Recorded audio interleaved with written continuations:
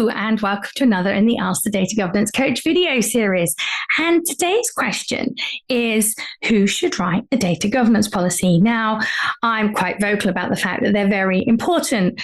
If you've watched any other of my videos, you've probably heard me say that. Whilst I'd always rather sell the benefits of data governance, we really do need a policy that also mandates it being done in our organization. So it's very easy for me to say that, but it's really important to think about who should be writing that. Now, obviously, if you are the data governance manager or lead for your organization, then a lot of that responsibility is going to sit with you, I'm afraid. However, that said, I don't think that this is something that you should shut yourself in a darkened room and just sit and write a policy. It just doesn't work well if you do that. And I say that from experience, not from any theory. It's much better if you can get your senior stakeholders involved in writing a policy. Now, clearly it isn't going to work if you just email out the people who you think are likely to be your data owners and say, I need you to write a data governance policy, just please get on with it. It's never going to get a good response to that. But what I do find really useful is to start the whole process off by running a workshop with your key stakeholders. You might not even know that they are data owners yet, but they are probably very senior stakeholders. They might be your target data owners, but they're definitely people who are in that level of seniority who are going to be able to help you further your data governance initiative. I would get them all together and get them to brainstorm the principles by which they would like data in your organization to be managed.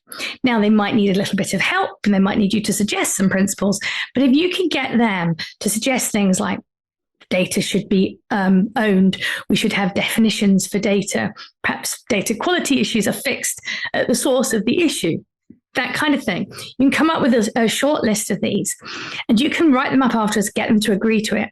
And then you can sit down and write a policy that delivers those principles. I would even go as far as putting those principles in your policy.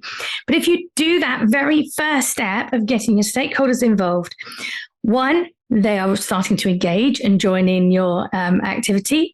But two, you will find it a lot easier to get them to sign off on the policy because you've already asked them for their input and they feel that, they've got some involvement in this policy. So I'm afraid I can't tell you that it's not you, but if you are the data governance manager, please don't think you have to do this on your own. Make sure you get your senior stakeholders involved.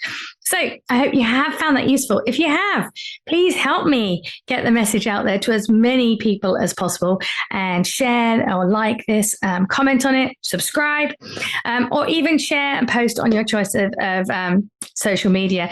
I'm really passionate about helping as many people as possible be successful as data governance, and anything you can do to help, I'd be very grateful for. So hopefully you'll join me for my next video. And if you've got a question that you'd like me to answer in one of these videos, just email it in to questions@nicolaascombe.com.